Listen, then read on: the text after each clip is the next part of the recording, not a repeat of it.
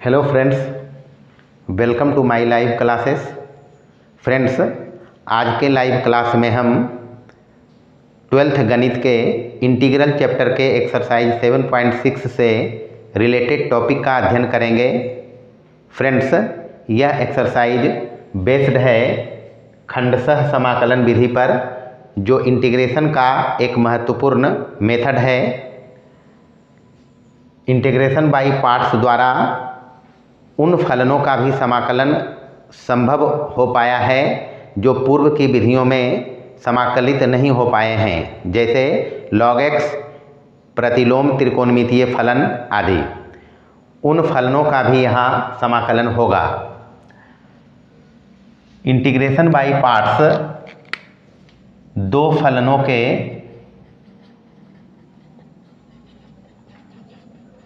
गुणनफल का समाकलन करने में उपयोगी है।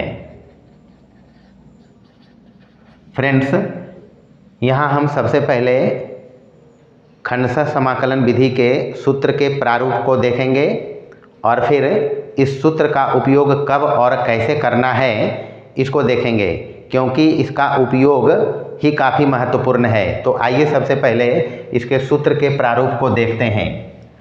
अवकलन के गुणनफल नियम से डी यू भी बटे d x is equal to u d v बटे d x plus v d u by d x, दोनों तरफ समाकलन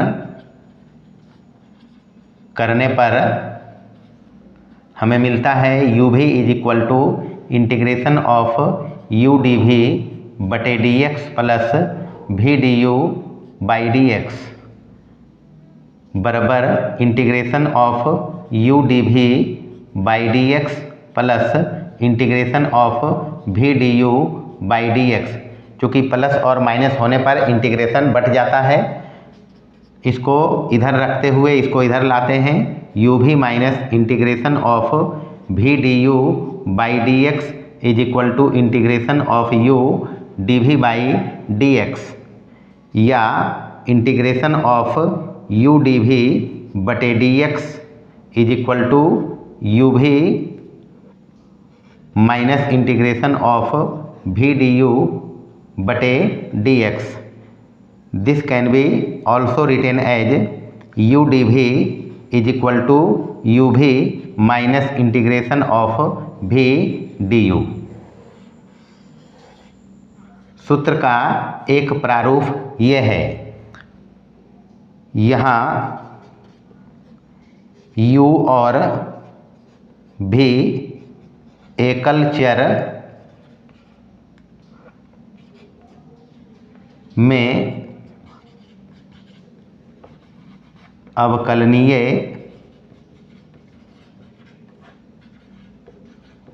फलन है।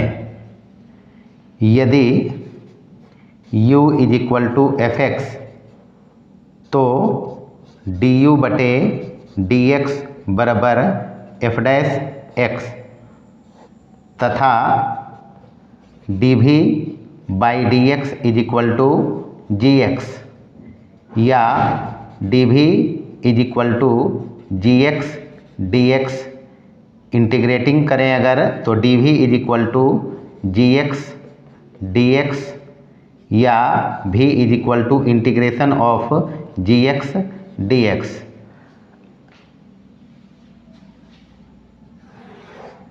एक से u d v is equal to u v minus integration of v d you,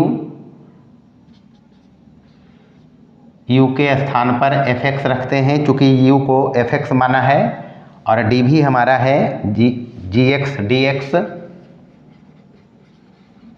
is equal to u f x, और v है integration of g x d x minus integration of d u यानी f dash x और integration of v यानी जी x d x और इस पूरे का integration. यदि एफ एक्स फर्स्ट फलन और जी एक्स सेकेंड फलन हो तो integration of first into second function is equal to first फलन ऐसे ही रखता है और इंटीग्रेशन ऑफ सेकेंड फलन minus integration of differentiation of first function into integration of second function और इस पूरे का इंटीग्रेशन। सूत्र का दूसरा प्रारूप ये है। अतः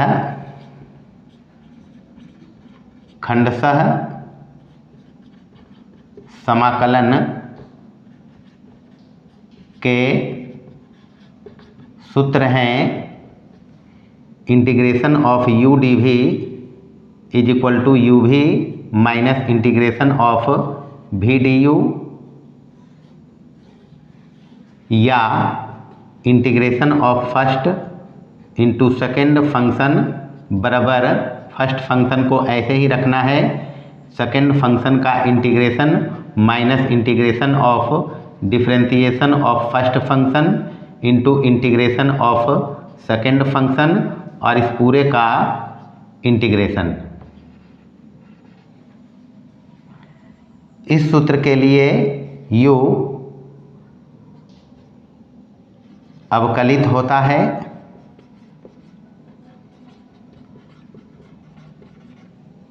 और dv का समाकलन होता है। इस सूत्र में भी फर्स्ट फंक्शन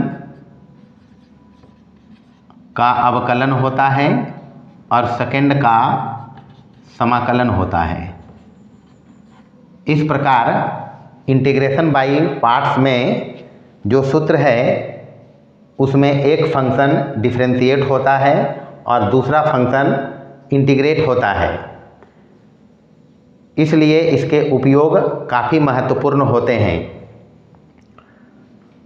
कारण कि इंटीग्रेशन बाय पार्ट्स तभी लाभदायक होता है जब फर्स्ट और सेकेंड फंक्शन यानी u और dv अर्थात कि जिसको अवकलन करना है और जिसको समाकलन करना है इसका सिलेक्शन इम्पोर्टेंट होता है। सबसे पहले इसका उपयोग तब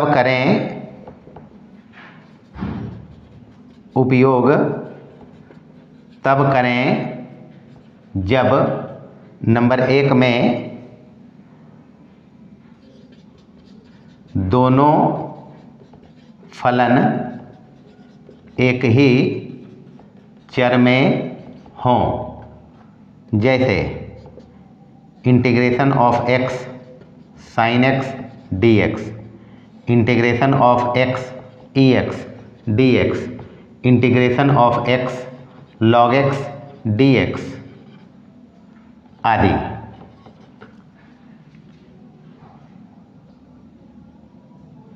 यदि integration of x sin theta dx हो तो समाकलन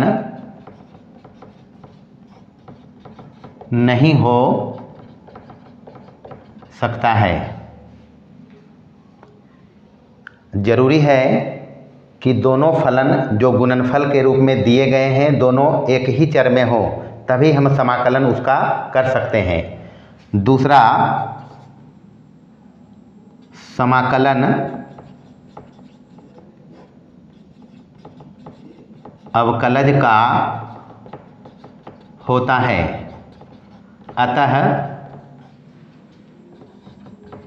दिए गए दो फलनों का गुणनफल किसी फलन का अवकलज हो, ये मेन बात है। चूँकि हम लोग डिफरेंशिएशन करते हैं, उसके बाद उसका समाकलन करते हैं तो वापस से हमको फंक्शन मिल जाता है।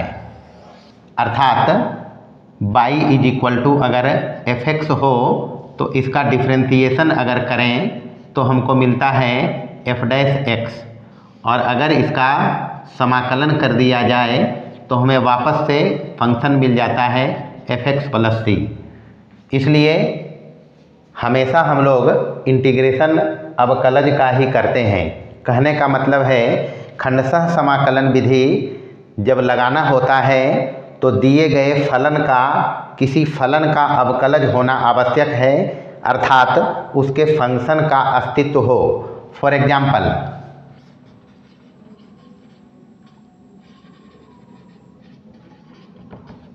रूट एक्स साइन एक्स का समाकलन नहीं कर सकते हैं क्योंकि यह किसी फलन का अवकलज नहीं है, अर्थात ऐसा कोई फलन नहीं है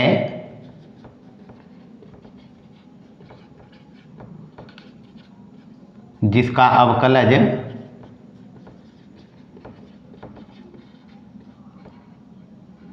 रूट एक्स साइन एक्स है। इसलिए ये ज़्यादा महत्वपूर्ण बात है।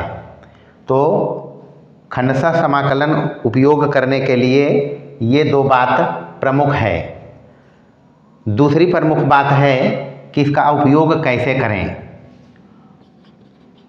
उपयोग कैसे करें तो इसके लिए हम इसके सूत्र से क्लियरली देख रहे हैं कि इसमें एक फलन डिफरेंशिएट होता है और दूसरा फलन इंटीग्रेट होता है। अतः इन दोनों फलनों का उचित चयन आवश्यक होता है। उचित चयन के लिए कोई विशेष नियम नहीं है, प्रैक्टिस से ही इसको पकड़ा जा सकता है कि किसको फलन एक मानना है यानी किसका डिफरेंशिएशन होगा और किसको फलन दो मानना है यानी किसका इंटीग्रेशन होगा। ये प्रैक्टिस से पकड़ा जा सकता है। इसके लिए कुछ प्रमुख बातें हैं, उनमें से एक है सबसे पहले log x या logarithmic function, inverse trigo function,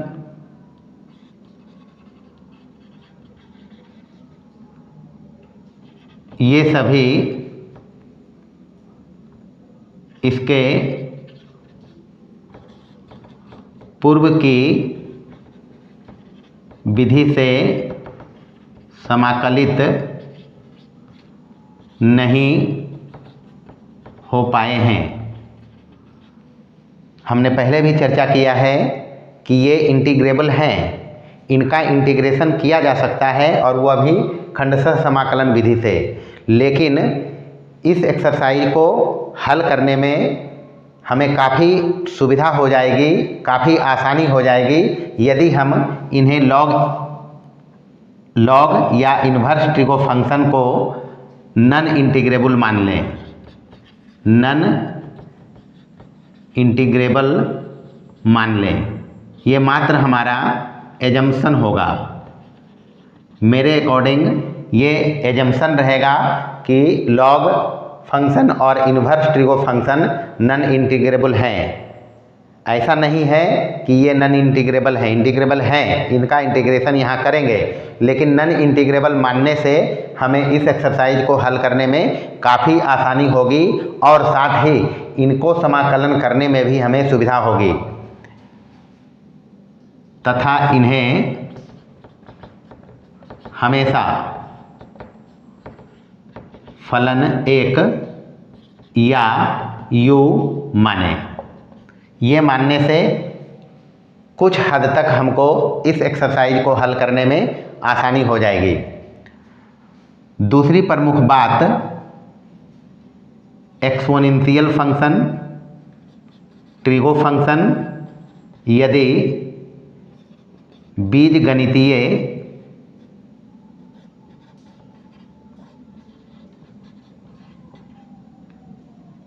फलन के साथ गुणनफल के रूप में रहे तो बीजगणितीय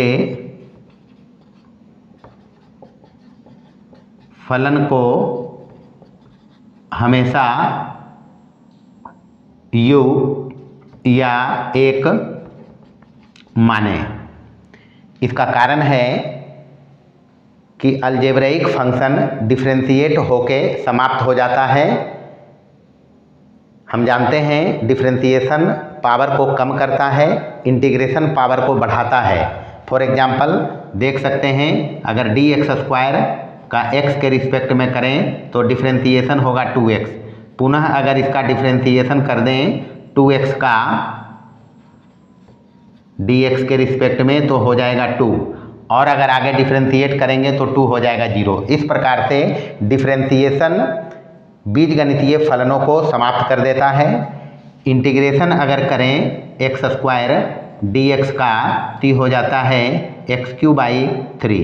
इस प्रकार से इंटीग्रेशन पावर को बढ़ाता है। इसलिए भूल कर भी अगर बीजगणितीय फलन, एक्सपोनेंशियल फलन और ट्रिग्नोमेट्रिक फलन के साथ है तो बीजगणितीय फलन को कभी भी इंटीग्रेशन नहीं करें, क्योंकि इंटीग्रेशन करने पर इनका पावर बढ़ेगा और फिर हम समाकलन नहीं कर पाएंगे। तो ये प्रमुख बातें हैं जिनका अगर ध्यान में रखा जाए तो हम लोग काफ़ी हद तक फलनों का प्रॉपर सिलेक्शन कर सकते हैं। कुछ और बातें जो इस अध्याय के लिए हेल्पफुल होगा उनमें से एक है आइलेट। बॉक्स में चर्चा करते हैं, स्पेस की कमी है। आइलेट, आई मतलब इन्वर्स ट्रिगो फंक्शन, एल मतलब लॉगरिथमिक फंक्शन, ए मतलब अलजेब्राइक और अरिथमेटिक भी, टी मतलब ट्रिगो फंक्शन, ई मतलब एक्सपोनेंशियल फंक्शन। ये हमको काफ़ी हद तक फलन 1 और फलन 2 या u और dv को सेलेक्ट करने में मदद करता है। हालांकि यह कोई विशेष नियम नहीं है, यह एक हिंट है मात्र है, जिससे हमें फलन 1 और फलन 2 को पहचानने में, सिलेक्शन करने में आसानी होती है। साथ ही यह 100% एक्यूरेट नहीं है, 90% तक यह काम करता है, 10% में यह भी फेल कर जाता है। इस एक्सरसाइज के अनुसार यह हमें काफ़ी हद तक हेल्प करेगा, लेकिन कहीं कहीं यह हेल्पफुल नहीं भी होता है। इसको हम लोग कुछ एग्जाम्पल से देखते हैं कि कहाँ यह हेल्पफुल नहीं होता है। Example number 1,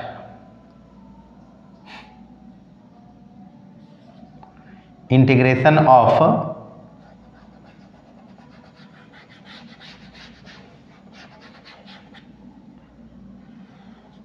x sin x dx।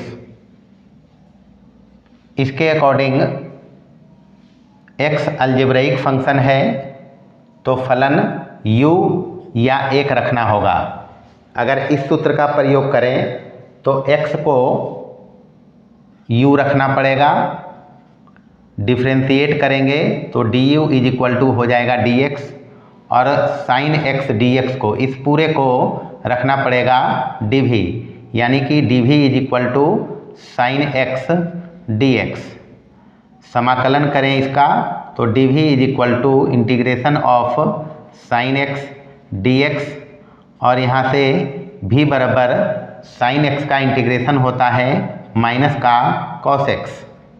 चूँकि फॉर्मूला होता है integration of u dv is equal to u v minus integration of v du, या i is equal to u हमारा x है और v minus cos x minus integration of v यानी minus cos x और du यानी dx बराबर minus x cos x minus minus plus, minus यहाँ से बाहर आ गया, integration of cos x dx बराबर minus x cos x plus cos x का इंटीग्रेशन होता है साइन x और प्लस समाकलन कांस्टेंट। तो इस प्रकार हमने आइलेट का हेल्प लेकर यह जान लिया कि किसको फर्स्ट और किसको सेकंड फंक्शन या किसको u और dv रखने से हेल्प मिलती है। यहाँ आइलेट प्रॉपर चला है। दूसरा तरीका से दिखाते हैं। यदि हम u रखते साइन x तो du हो जाता साइन x का डिफ्रेंसिएशन cos x dx और dv रखना पड़ता हमको x और dx।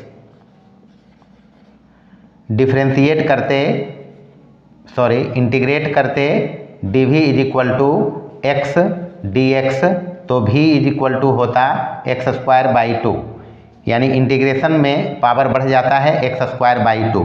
सूत्र लगाते हैं, चूँकि integration of u dv is equal to u v minus integration of v du। u हमने माना है साइन x को और v हमारा आया है x square by 2 minus integration of v यानी x स्क्वायर बाई 2 और du हमारा है cos x dx। यहाँ से x square by 2 sine x minus यहाँ से हाफ कॉमन लिया, ये हो गया x square cos x dx। यानी कि जब हमने u साइन x रखा और dv x dx रखा तो बता रहा था कि अलजेब्रिक फंक्शन को भूल कर भी हम सेकंड फंक्शन या dv नहीं रखेंगे। dv रखेंगे तो समाकलन अभी फिर अगर यहाँ लगाएं इंटीग्रेशन बाई पार्ट तो फिर x का घात 1 बढ़ेगा, यानी समाकलन नहीं कर सकते, इसका समाकलन नहीं होगा। तो इस प्रकार u और dv का प्रॉपर सिलेक्शन आवश्यक होता है खंडशः समाकलन विधि में।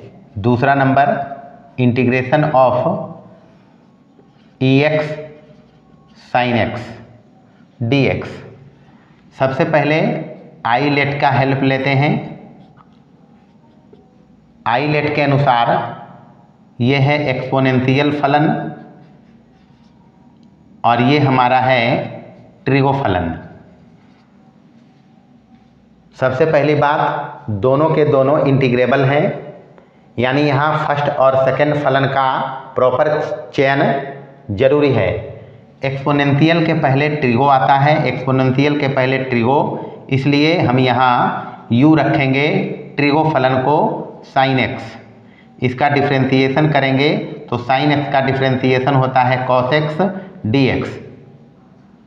dv रखते हैं ex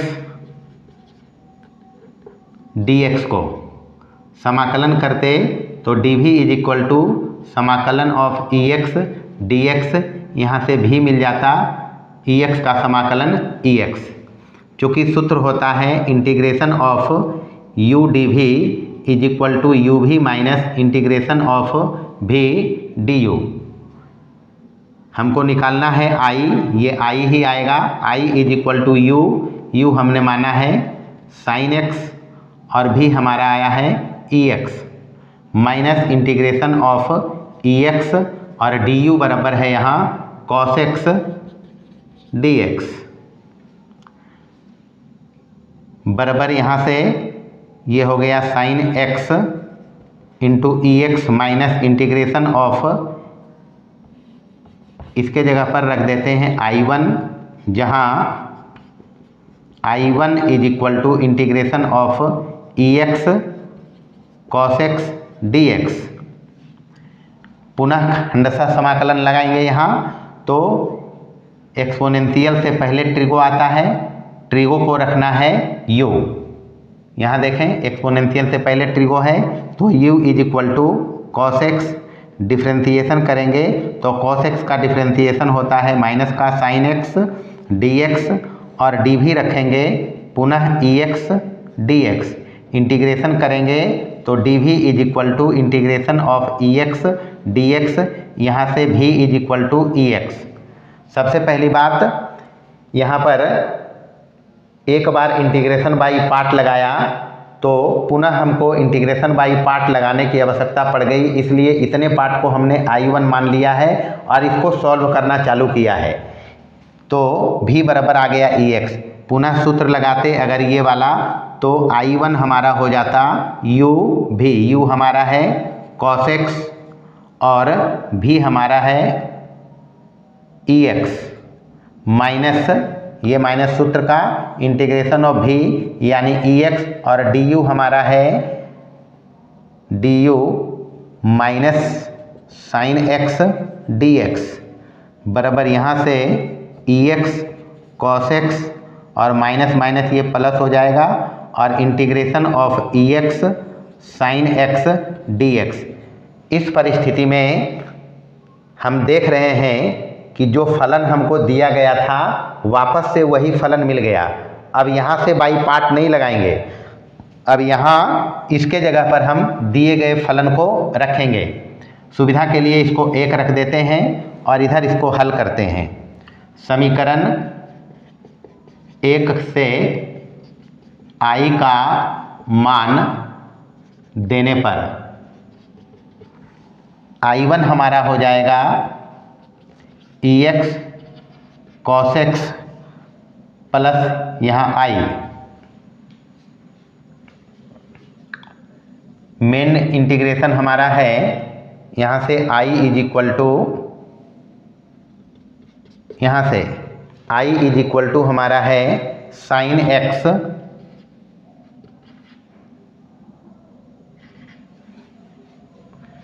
ई एक्स माइनस I1, और I1 हमारा ये आया है, I1 के जगह पर डालेंगे e x cos x plus I is equal to यहाँ से e x sine x minus अंदर करेंगे ई एक्स कॉस एक्स और माइनस I। इस I को इधर लाना है तो I उधर से आके इधर प्लस हो जाएगा, यहाँ से ई एक्स कॉमन कर लें तो sine x minus cos x इधर हो गया 2I is equal to e x sine x minus cos x, इसलिए I is equal to e x by 2 sine x minus cos x और plus समाकलन constant. सभी जगह समाकलन कांस्टेंट लगाने, फाइनल इंटीग्रेशन जब आता है तो समाकलन कांस्टेंट लगाया जाता है। तो इस प्रकार से जब कभी समाकलन करने के दरमियान वापस से दूसरे चरण या तीसरे चरण में हमको पुनः दिया गया फलन मिल जाए तो वहाँ समाकलन करना बंद कर देते हैं और इसके जगह पर उसका मान को रखकर हम I निकाल देते हैं। तो यहाँ हमने देखा है कि आईलेट प्रॉपर काम किया है, प्रॉपर चला है। एक काम करते इसमें हम इसको उलट के दिखाते हैं, मतलब हम u और dv को बदल रहे हैं। u बराबर हम रखते हैं इसमें ई एक्स और dv बराबर रखते हैं साइन एक्स डी एक्स। देखते हैं रिजल्ट पे क्या फ़र्क पड़ता है। तो यहाँ से du बराबर हो जाएगा ई एक्स डी एक्स, यहाँ से इंटीग्रेशन करेंगे तो dv is equal to integration of sine x d x, और यहाँ से v बराबर हमको मिलेगा साइन एक्स का इंटीग्रेशन होता है माइनस का कॉस एक्स। फॉर्मूला होता है integration of u dv is equal to u v minus integration of v du। ये I देगा हमको, I is equal to u हमारा है ई एक्स और v हमारा आया है माइनस का कॉस एक्स माइनस v यानी माइनस कॉस एक्स, भी हमारा माइनस कॉस एक्स है, डी यू है ई एक्स डी एक्स। बराबर यहाँ से ही minus e x cos x minus minus plus और यहाँ से e x cos x d x, यानी यहाँ पुनः हमको इंटीग्रेशन बाई पार्ट लगाना पड़ेगा। इसको हम थोड़ा देर के लिए I1 रख के सॉल्व करते हैं। I1 is equal to e x cos x d x, वही काम करना है यहाँ भी, u को रखना है ई एक्स, जबकि आईलेट के अनुसार ये डी भी होता है। इसीलिए बताया है कि ये कोई प्रॉपर नियम नहीं है, लेकिन एक हिंट है जिससे हमको काफ़ी हद तक मदद मिलती है। पहले इसको हल करके देखते हैं। u को रखते हैं ई एक्स, तो डी यू हमारा होगा ई एक्स डी एक्स, डी भी रखते हैं cos x d x, integrating D भी, तो integration of cos x d x, यहाँ से हमको v इज इक्वल टू मिलेगा कॉस एक्स का इंटीग्रेशन होता है साइन एक्स। सूत्र लगाते हैं तो सूत्र होता है integration of u d v is equal to u v minus integration of v d u. ये I1 के लिए लगाया है, तो I1 बराबर यू भी, u हमारा है ई एक्स, भी हमारा आया है sign x minus integration of v sign x, और डी यू हमारा है ई एक्स डी एक्स। वापस से देखें तो ये हमारा दिया गया फलन ही है ये, यानी बराबर ई एक्स साइन एक्स और माइनस यहाँ रख दिया i। अब यहाँ से देखें, ये हमने हल किया है i को, और इतना के जगह पर I1 माना है। I1 ये है, ये हल करके यहाँ ये आया है, इसलिए I निकालने के लिए I1 का जो मान ये आया इसको यहाँ रखते हैं।